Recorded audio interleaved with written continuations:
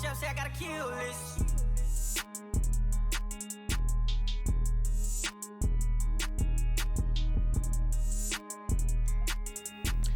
What's up, man? What's up? Welcome to the 4-3 Zone podcast, man. We finna sit here and talk about sports all day and every day. It's your boy, it's him, it's me, Oz, and then the one, the only, Brandon DeVincent. How you doing, Brandon? Shoot, man. I don't know if I can feel any better right now. Fresh off of the best homecoming in the nation, man. PV. Prairie View A&M, man. It was lit. I'm talking, man. It was active, man. I was active Thursday through Sunday. What was your favorite event? Honestly, man, I'm gonna be real. All of it was fun, but the only thing new that I did that I hadn't done previously was a trail ride. That's what I've been seeing on Instagram, man. Everywhere, that trail ride, man. Yeah, and I was I felt like an uncle. I felt like a proud uncle. Like, it was just a beautiful thing to see, like, the organization of it, and like how deep it was, and like the level of it. Like, the actual trail ride itself was from 2 to 6.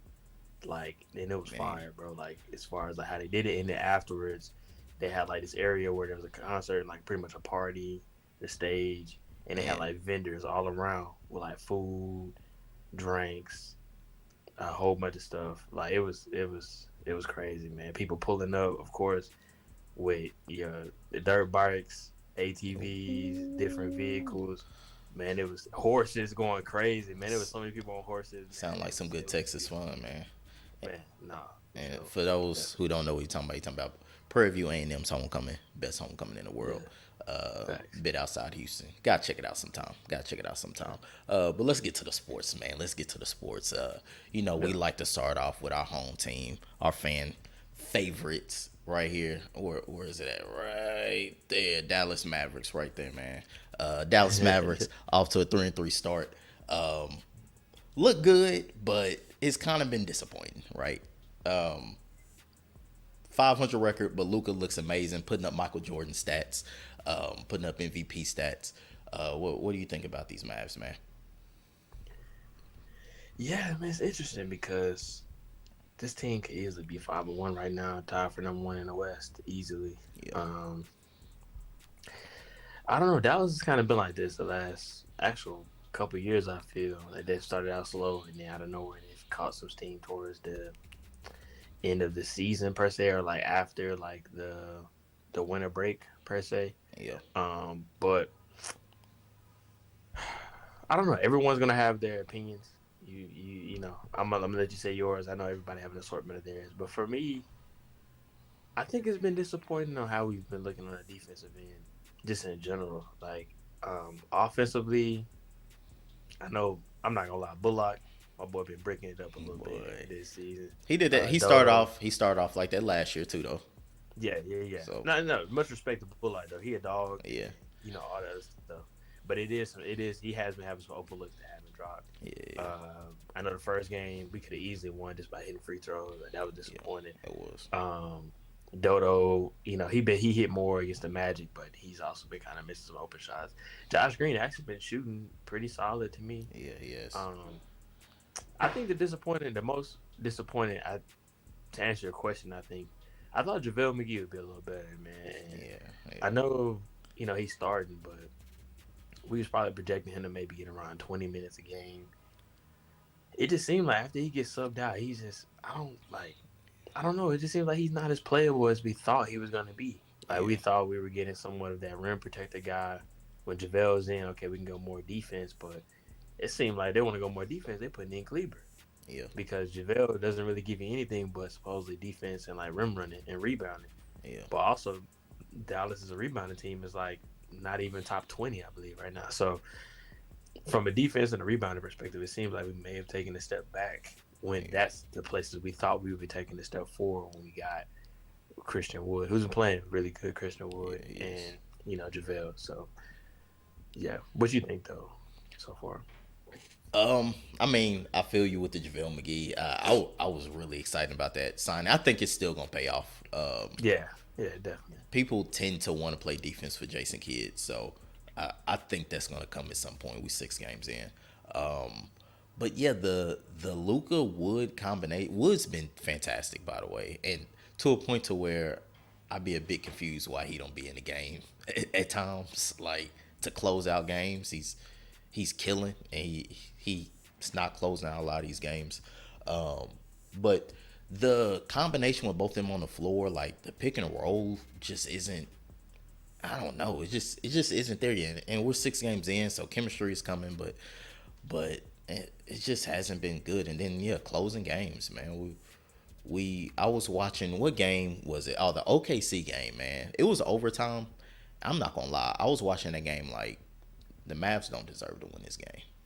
Like as we were just falling behind, it was just like, like we didn't deserve this win. I'm almost not even mad that we lost because the way that they closed out that game was so bad. Missing shots, taking bad shots, not playing any defense, letting some dude I ain't never heard of look like Ray Allen. Like, yeah, man. But we 6 games in the season, so I ain't gonna react. I still think we'll finish top 3. I still think we can finish #1 in the West. So uh, I'm still positive overall, but like you said, it's been a bit disappointing. Yeah, and it's crazy because I know people have been throwing around that stat like, Luca, obviously been out of 10 minutes. If you got him in fantasy basketball right now, like you're in heaven. Yeah, But they was talking about Luca has been the first player since Jordan in the '80s yeah, that started out the first 6 games with 30 plus points. And then when I actually looked it up and I saw Jordan when he did it back in '86, '87, the Bulls are 5-1. yeah, They only lost game to Detroit. They lost by like 5 in that game. And so when you look at it, it's like, man, like Luka's on this tear and it's historical 3-3. And really and truly, like we can argue and say, man, Dallas could be 5-1, but Dallas low key almost could be like 2-4. Like we keep it a buck. Like that yeah, Brooklyn game was looking real kind of, you yeah. know. So it's just it's a little odd right now. We I think this year of all years, we thought we had maybe built something that we can continue to like, kind of, just kind of improve on. So we thought we had a little more like how they played against Phoenix. Yeah. First First three, half. first half. Yeah. It was the first half. How they played First half. first half. That's what I was expecting us to kind of go into the season like. But it just feels like it kind of fizzled out a little bit. And we're wasting, my opinion, as a team, a lot of good performances have been wasted.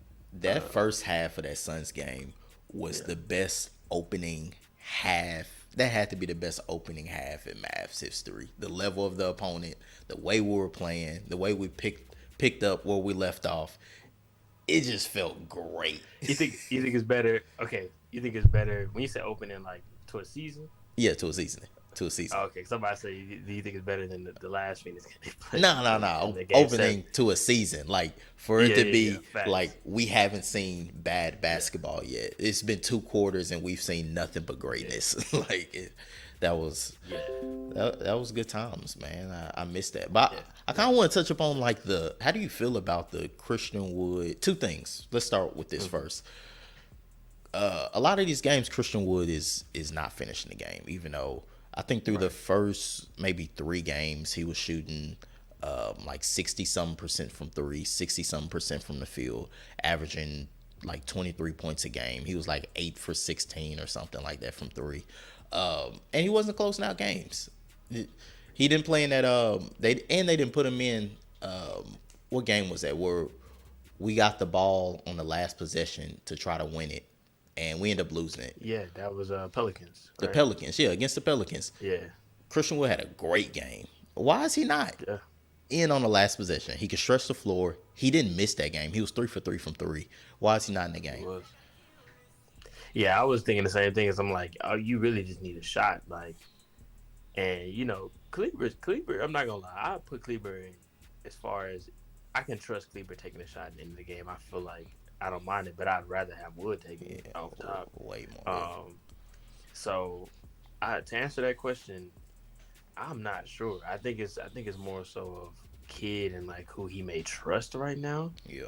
But what we're kind of seeing is that kid is not one to. Seems like he's not one to really ride the hot hand too much. Yeah, From what it seems like. But it's kind of interesting because that wasn't the same for Spencer Dinwiddie when he came over. I think we might have touched this before, but like when Dinwiddie came, he spoke about it. He was like, "Man, I was just kind of trying to take a step back." People yeah. like, "Nah, you need to be aggressive. You need to go score." What Finney Smith said, he was like, "Hey man, I ain't guarding LeBron, so you cannot shoot." Right, right. Yeah, man. So, but I feel like that same green light should Wood has proven from the jump. Hey man, he need the green light. Yeah, Like this dude can be your number two, Dinwiddie can be the three, and you got Tim who's playing good, yeah, averaging I think about 15 points per game as the fourth. So, like, yeah. why are we not like maximizing this? Like from offensively, I don't feel like we've had this much offensive firepower in quite some time. Just from them, and we spoke about this when before the season started with those four players could do on the offensive end. And they So play really good together. When that's the bench unit and Kid got Timmy playing with Dinwiddie and Wood, like that unit be balling, man. Like yeah, I, it just feels like the mesh with him and Luca. Not that it's been bad, but it just ain't. It hasn't. It feel like to me it hasn't nearly reached its potential. I've kind of noticed on the pick and roll, like with specifically Luca and Wood. Wood is popping like too much. Like he's too much of a rim. He's too much of a rim threat to like not just sprint to the basket and try to get a lob, right? If he sprint to the basket, that's gonna open up so much space for Luca or open up a oof for Wood. And it just seems like they are popping so much so he can kick it out to and shoot the three. Like, man, let's roll to the basket. so my opinion with Wood and his picks, he don't set them. He don't set up. Like he Yeah, doesn't. Like, and that's really frustrating to me. Like, yeah. I think Dwight Powell kind of did a little bit. He don't do that much anymore. Oh, But Powell is amazing on the screens. At least with yeah, like his like decision making and stuff, he's yeah, yeah, like hit the like over time what he developed with Luca, it was just perfect pick and roll. Wood just need to get to yeah, look into that tape. Then the reason why I said it is because Wood literally he just goes up and he acts like he's a guard. He just switches, and it's like, bro, if you set that screen, yeah, it changes everything because that other player that you're screening, you're literally going you have enough athleticism yeah. to where Luca, like you're saying, if you run to the rim, that's a bucket. That's a But bucket. it seems like you're saying, like it's always either a pop or it's always just a switch. Yeah, And it's like, don't play it like that. Make them play both of y'all. Because if you come up and play like that, then they're knowing, okay, you're just trying to let Luca ISO. But if you do the pick, you make him respect both of y'all. Like the ball can go to either one of you. It changes that whole pick and roll dynamic, and I feel like we're not maximizing that alone. When I see Wood setting picks, because he don't set picks. In my opinion, he don't yeah. set picks. He He don't. just switch. He He just just switches. he kind of get there and yeah, just walk away. Yeah. One thing I used to tell people because it was often like uh, when last season when Dwight Powell wasn't at his best, he wasn't kind of that's he started declining, not being what he used to be. People wanted him out the game and stuff like that. And I remember Moses Brown came on the team at one point. This was either last season or the season before. It's all jumping up. But people started wanting Moses Brown to play over Dwight Powell just for a little small stint when Moses Brown first got on the team. And I would tell people watch watch how much like power they give to Dwight Powell when he's setting the screen. Dwight Powell will set a screen and they'll give him the ball, and while he's setting the screen, he's making decisions. He's making checks and reads and making the right decision. Like you can tell he's a very heady player. I mean, he went to Stanford. He's a very heady player. And it just shows you like those little things that are just super important. And if Wood can get that, if he can become that dude who can not only set screens, not only be a rim runner, drive to the basket, and pop for three, but you can also give him the ball on the screen and he can make decisions. Like I know that feels kind of like a long shot, but I don't know. We could reach our maximum potential with plays like that. But we'll see. We'll see. I don't think that's actually a long shot either. The reason why I say that is because he's shown that he can also pass that thing. Like Yep. he's gone in, penetrated, and passed out. So I don't know. Actually, the craziest thing about this, what I've been thinking about this whole lineup is, and I kind of had the question it before the season started, but I really wanted to kind of see how people play together. Yeah. What's based off of everyone that's played so far? What is your ideal closing lineup? And I think it becomes a problem because you automatically assume Bullock and Dodo is going to be in the closing lineup for defensive purposes.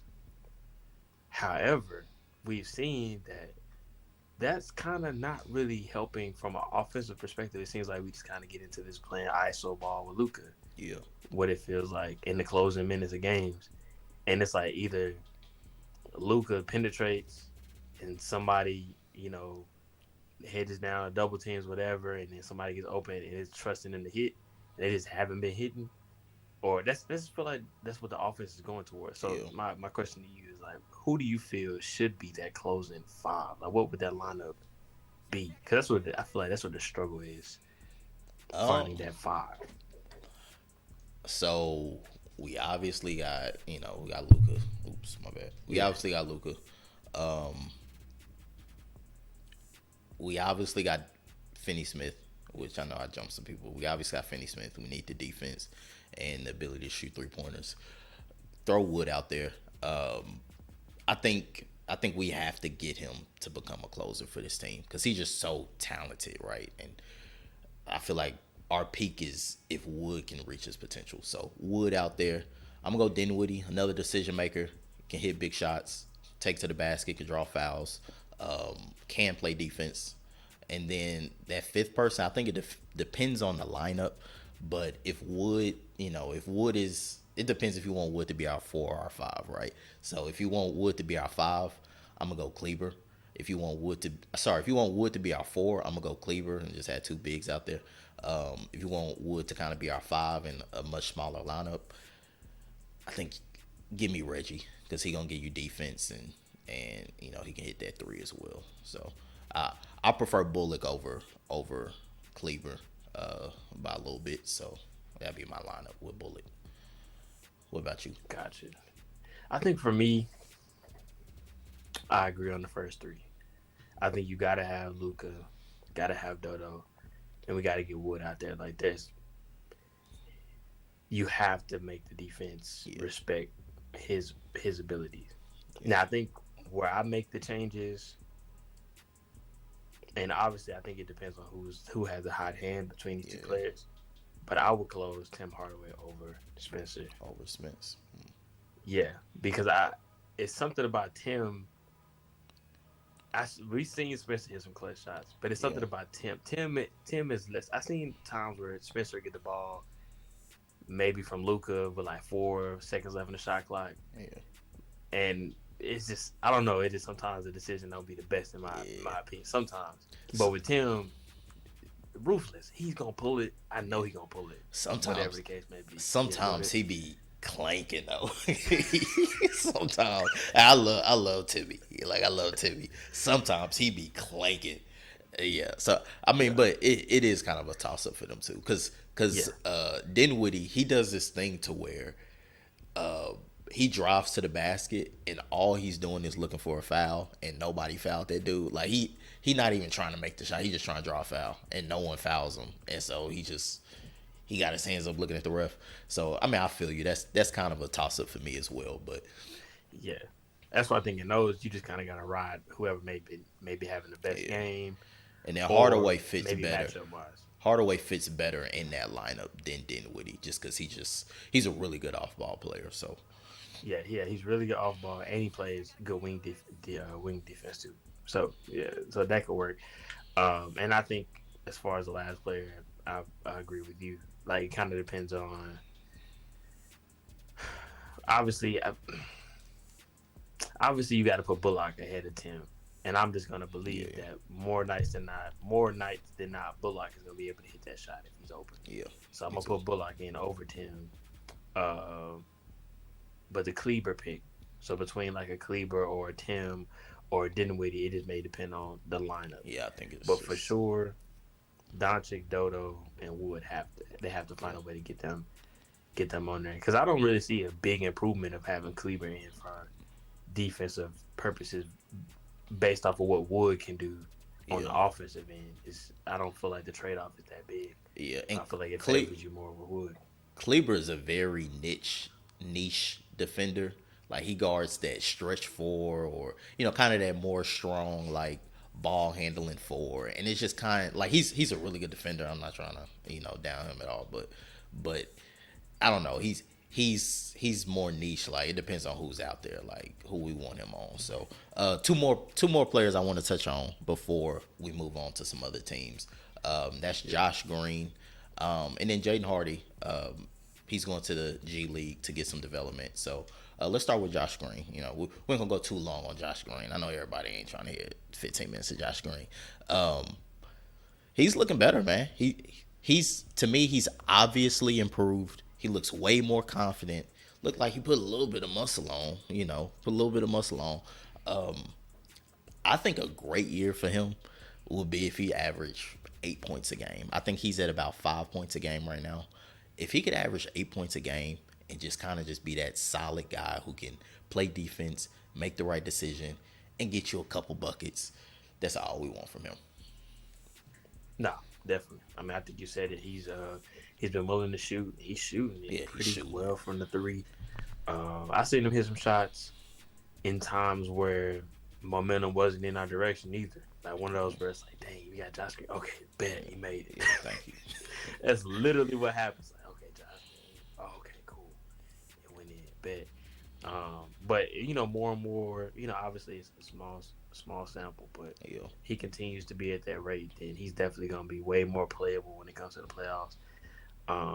And it'll help his development and the team, the overall team like potential. You bring in the Josh Green with the energy he has for a good, 16 to 20 minutes, and he's getting rebounds too. Like he get a solid number of rebounds for it. I think he's averaging like about 3 rebounds, which is really not bad when you think about the way like the team rebounding is for Dallas in like 15 minutes a game. Like 3 rebounds is actually pretty nice if you get 3.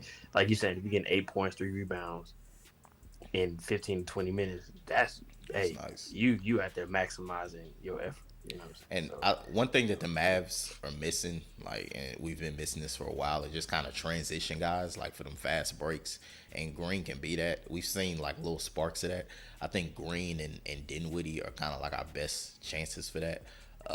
So we'll see. We'll see. Hopefully he continues. I think my favorite part is he just looks more confident. Last year he looked scared to shoot. This year he doesn't. Yeah. I mean he's firing. So, but then we have Jaden Hardy. Young Mavs rookie, played a few minutes here and there. Has he scored yet? I don't know if he scored yet in a regular season game, but I don't think so. But he's going to the G League. We've seen this before. Josh Green was sent to the G League, get some development.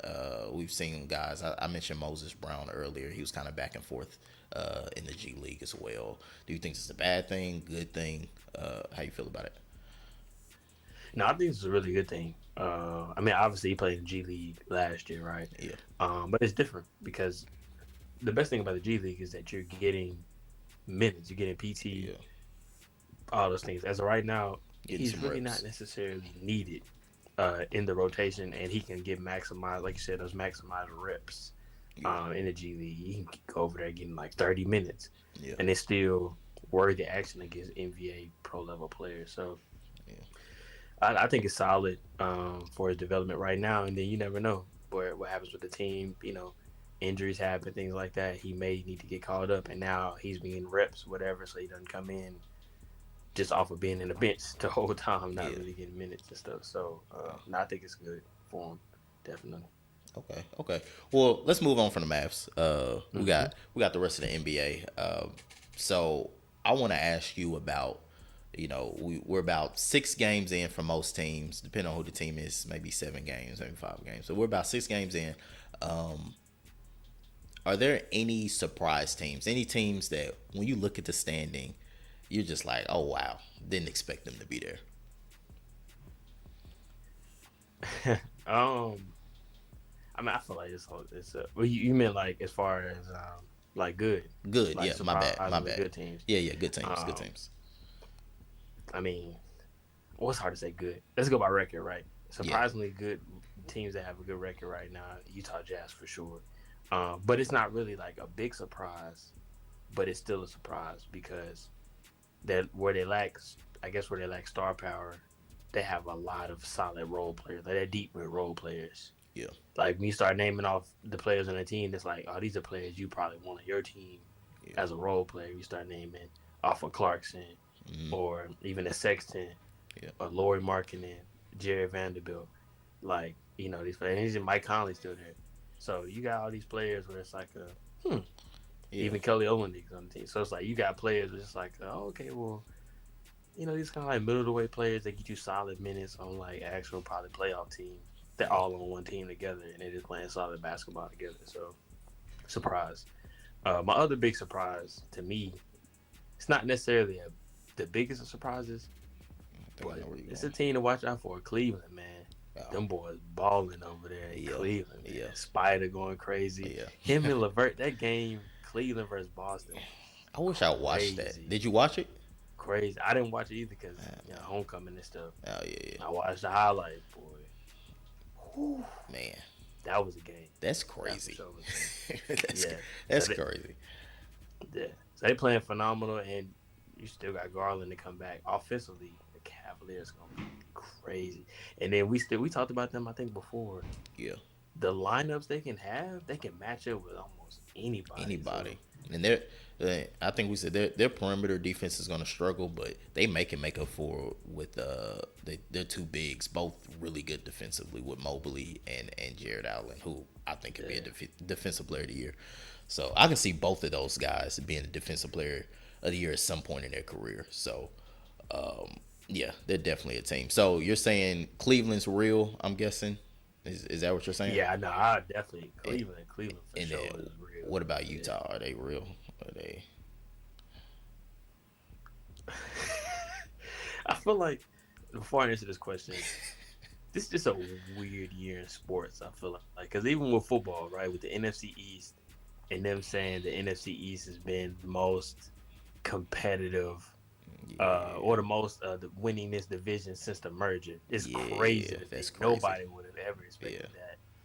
And now we're in basketball. You got all these teams like LeBron's team is not doing good. The Warriors not doing good. Clippers not doing good. KD and the Nets not doing good. It's like, bro, what's going on? Yeah. And you see Utah, it's like, well, dang, is it real? Because I'm sitting there feeling like I still don't know if the Giants are real, right? Brandon, don't fall for this, man. This happens every year. This ain't the first time. This happens every year. It's some trash team. Yes. Now the NFL, yeah, that's a little weird with the NFC East doing what it's doing. But NBA, I get what you're saying. we get this. There's a lot of games every year. It's always some Yeah. bum team just start off hot and then they fall pretty quickly. And it's 2 or 3 teams. I feel like it's more good teams at the bottom than normal, but it's always at least like 2 or 3 good teams that are out the playoff picture, and we're like, oh, they're gonna make it with 20 games in, they're gonna make the playoffs, and they always do. I won't say always, Right. but they always become competitive again and come back and at least fighting for a spot. So Yeah. I think But I think my biggest surprise, looking at the standings now, I think my biggest surprise is the Spurs, for one. And it shouldn't be that big of a surprise because they have the best coach in the history of basketball. But I think it's a surprise because just hearing the sound bites from Pop this season, it seemed like he was ready to tank for this number 1 spot. He talking about, yeah, we're not gonna be that good this year, and he was just underselling them. And maybe that was a tactic so no one would be paying attention, when they about to play them. But they got rid of their best players. I don't know how many people can name their lineup. I don't know. I just did not expect them to be as high as they are. Vassell hasn't been like that healthy either. I think Vasil, I don't know how to pronounce his name, but I think he missed like a game or two. And so Man. yeah. So yeah, they're number 3 in the West right now. Didn't expect that at all. And then another team, I'm honestly like, I don't know if I ever said this on wax. I'm not that shocked about the Jazz's start, only because like I don't think they're gonna keep this up. But I think they have a lot of guys with chips on their shoulders, and I think that goes a long way to at least start a season. I do think they're gonna fall off. I don't think they're terrible, but I don't think they're making the playoffs. I see them in bubble conversation for a while, up until like, last 10 games of the season, maybe last 15 games of the season. Then they kind of fall out of that. So we'll see with the Jazz. But the team that I was kind of more surprised about is Portland. I did like the moves that they did this offseason. It's just the West is so deep. But they're making me believe. Like, I'm gonna be real, they're making me believe. So Yeah. I don't know. We'll see how Portland goes, but I'm gonna go ahead and say I don't think they're a number one seed, but I do think they're real. I do think they're a team that people legit have to worry about. So I don't. That may not be a surprise for a lot of people, but that's kind of a surprise to me. That number one seed. Yeah, I had them as a playing team. I'm not gonna lie. Yeah, me too. And that boy Sharp got bunny too, man. He be out there flying. He do. I don't know if you see. Man, yeah, them boys. They making me put some respect on their name. Yeah. They make basketball exciting, man. So for sure. Let's go ahead and scroll down to the bottom of that bottom of the list, standings. to the bottom of the standings. So let me just, before we even pick a team, let's just read off some teams that are below the 8th seed that we may not expect it. The Mavs, we talked enough about them. The Warriors, the Clippers. Some people were high on the Kings. I wasn't, but some people were high on the Kings, and they still got a shot to be something. The Lakers. That's just the Western Conference. We ain't even touched the East. The East, we have the Nets, and then we have the Heat. So, let's just be real. What teams do you think are legit in trouble? I know what one of your teams is going to be, but what teams do you think legit is in trouble? I mean, well, obviously the Lakers are in trouble. Okay. Let's just be honest with you. Them boys are celebrating. Shout out to Darvin, man. Yeah. Them boys. It was funny because somebody sent me a video, and I was like, man, I blame Patrick Beverly because he the king of more victories at this point. He the first one in the video flying in with a water bottle, too. Taking off jerseys, throwing it in the crowd. That's hilarious. I'll never forget. Man. But no, the Lakers are definitely Lakers are in trouble. They can't shoot. Your face was stone cold when you said that. Lakers in trouble. Yeah, it's bad. Before you move on, good content. Do you see them making any mid-season moves? We've been hearing about the Pacers trade for I don't know how long. Yep. Are they gonna give up 2 picks? And are they gonna give up 2 picks?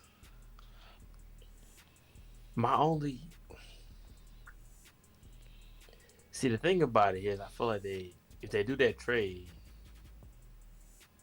they just shouldn't have waited that long. Like, that's why I feel like they probably don't end up doing it, because you should have already done it.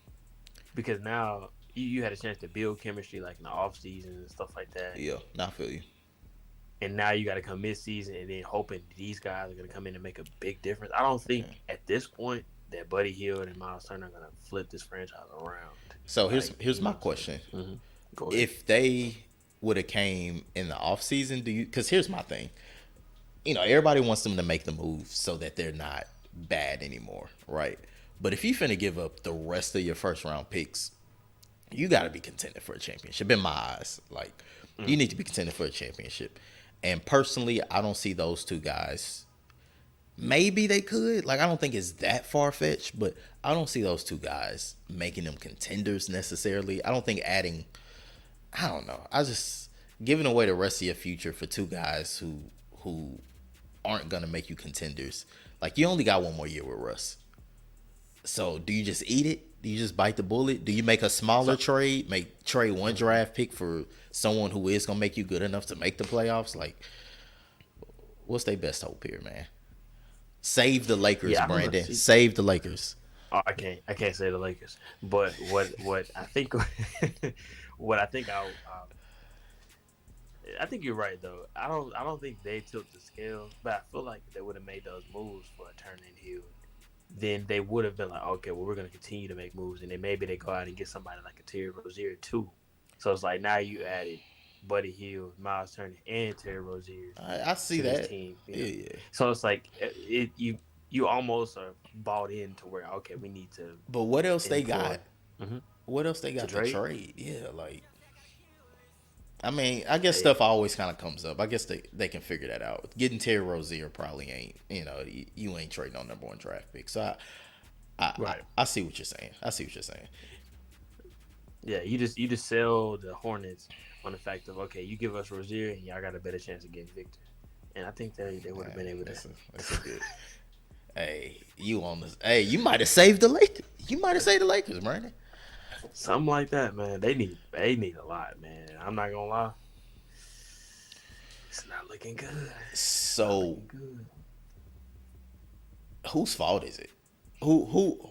Why is Russell Westbrook? Because it's the. I'm not gonna say it's Russell Westbrook's fault. It's the Russell Westbrook trade. That's the reason the Lakers are bad. Whose fault is it for Russell Westbrook trade? Is it LeBron? The GM? Did he do it? Is it Palinka? Who is it?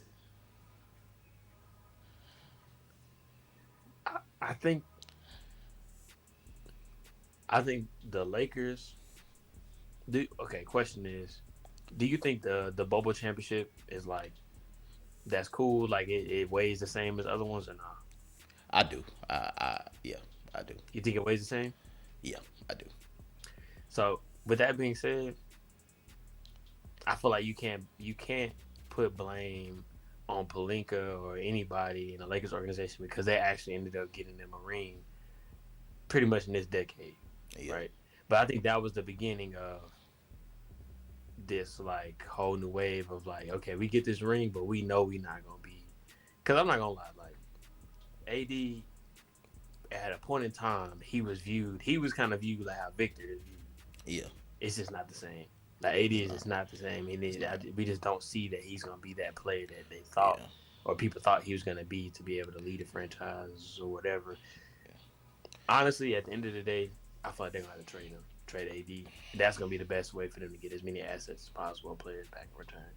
yeah, That's kind of my only thing with this, and I feel like them going to get Russ, or even if they would have tried to get John Wall, whatever the case may be, they would just throwing spaghetti at the wall, hoping something stick. They just don't have the assets. When they decided to get rid of all them boys, yeah. D'Lo, Randall, Are you talking about that? Yeah, Kuzma, all them, the Ball, all them. If you yeah, made those decisions, you were going to get you one ring, yeah. and you was gonna live off that. So So, do you think it's the same? The bubble ring? I think it's the same. I think any ring. I mean, you can argue that that one was one of the hardest ones Yeah, me. based off the That's what break I think. and everything like Yeah, that. Like, yeah, it wasn't any fans in there, but that's really the only thing you can say. It just wasn't yeah, fans in there. yeah. I mean, TJ Warren was getting And buckets. I'm never and gonna forget about that. and it was an even. It ain't like it was an even playing field. It ain't like anyone had the advantage. So, It literally was straight hooping. yeah, That was straight it. hooping, straight up hooping. Exactly. So, yeah. So back to the list. To remind you, we got the Nets, the Heat, the Mavs, Warriors, Clippers, Lakers. I'll say Kings, but Kings, Kings with asterisks. You talking about the other person, not the other team? I feel like is Yeah, yeah. I'm my bad. Yeah, yeah, in trouble. yeah, yeah, I feel like you think I'm gonna say Brooklyn. yeah, yeah. That's what I think. That's what you think I'm saying. Actually, I'm gonna be honest. I think when Brooklyn gets healthy, Okay. I don't think they're in trouble. I don't think they're in trouble because they got a lot of room to grow with health. They got a lot of players that hopefully it gels when they get back. So I really don't think they're in trouble. I don't think any of the East. I don't think the Nets or the Heat are actually in trouble in the East because I don't trust a lot of teams that are in front of them to actually like beat them easily in a 7 game series. Yeah, Um, if they were to get in that middle of the pack. Now, if they go against some Bucks or something or Celtics, hey, that's a tough cookie. But um, yeah, I think the Lakers, honestly, the only team right now. I just be like, oh yeah, yeah. Okay. they're in trouble. Yeah, my So, opinion. so you think Kings gonna win championship? Cool, cool. Nah, Uh, I just don't. I wasn't even counting the Kings. Whoever's high on the Kings, I've been hearing shout some out to people you. out, not like contenders or nothing, but like could make the playoffs. But I don't know. I'm not feeling that. I don't know the It's team. too many teams in the West, bro. Yeah, the team that I think is in trouble. Uh, Clearly the Lakers. Yeah, I don't know. Everything you just said, I don't need to repeat what you just said. Everything you said is exactly how I feel about the Lakers. Unless they just try to revamp kind of everything but LeBron, like they're screwed this season. So, and then if they make the Pacers trade, I think they will make the playoffs, but first, second round, like we'll see. I don't know. Yeah. But yeah, so I don't know. The Nets, I'm a believer in Ben Simmons. He's still getting warmed up, but you got some superstars there with chips on their shoulders, and I think that's a big deal. I think Durant ain't really had a chip on his shoulder in a minute, and I don't know. I think that's a big deal. So I don't know. I think everything's kind of overblown right now, to be honest. And it will return back to normal. The Mavs will be the best in the NBA once again. No, but yeah, I don't know. I think everybody will figure it out. So, but yeah, anything else you want to touch up on, man? Any small games you watch? You watching Orlando versus the Bobcats or something? I know Bobcats Not the don't Bobcats. exist. Hey, Bobcats was the go-to team to play against in 2K, like you was playing the computer, because they was all. You can guarantee that they were the worst team in 2K. Nah, facts. Ever, Shout out to Raymond Felton though, and Gerald Wallace and the boys when they made the playoffs. Oh yeah, 7 seed. was Al Jefferson on that team? Can't remember. Because I don't know. I just remember Gerald Wallace, Raymond Felton. I think Adam Morrison was on that team too. Ooh. Super bust. Nonetheless, though, I really don't have too much else, man. I am looking forward to more basketball, though, and more games similar to. Hopefully, I get to watch more games like Boston and Cleveland, because that was phenomenal game. So yeah, shout out to Popeyes too, man. What? What happened? You didn't see the thing with Cat? He was getting mad because of the whole Andrew Wiggins diet thing. Oh, I've been hearing jokes about it, but I didn't know what it was in reference. My head's been buried under the dirt, man. I've been so busy with stuff. So, yeah. What happened? What happened? What happened with that? Honestly, I don't even know the whole story. I just heard Cat was just. I seen the interview with Cat was like, yeah, I know y'all get all excited when he talk about him eating Popeyes and all this other stuff, but now I really need to talk to him about his diet, whatever. I'm guessing Anthony Edwards. Was talking about Popeyes in an interview or something like that after they lost. I'm guessing. And Cat was like, man, I need to talk to him about his diet and stuff. But yeah, it was kind of funny. I was like, bro. Cat need to figure out how to perform in the playoffs because Ant figured that part out. So, I don't know. Or was it Beverly? Matter of fact, maybe the savior is on the Lakers right now. Beverly. He said he was going to take them to the playoffs. Okay. He said he made it. They did. We running out of content, bro. I think we need to wrap this up. we brush up on the Bobcats and Patrick Beverly saving the Lakers. I think that's a wrap, man. You want to tell them where they can find us? Yeah, man. Now obviously y'all here. Y'all watching us on YouTube, man, at 43zone, man. But y'all can also check us out on Instagram at 43zone, Twitter at 43zone is right there. Yeah, you see it. Yeah. But yeah, y'all can catch us on there, man. Tweet us, man. Comment, like, all those things, man. Be active with us, man. If y'all got anything, any takes, any surprising teams on any end of the spectrum, man, let us know if we didn't shout out your team or we should give your team more love. If you're a Bobcats fan, if you're a Popeyes fan, let us know. You can let us know in the comments. It ain't no Bobcats fans out there. There's about 17 of them out there. But for a minute, though, I'm not going to lie, I didn't think there was no Jaguars fans until out of nowhere. Like when they was Saxonville, it's like, oh yeah, they actually have fans. I guess so. Yeah, shout out to the Bobcats, man. But yeah, man, even if you're a Supersonics fan, man, because I hear they trying to get the team back to Seattle. I miss the Sonics, man. Let us know in the comments below, man. But we appreciate y'all for coming, man. We'll see y'all next week. All right. Peace, Bernie. Peace.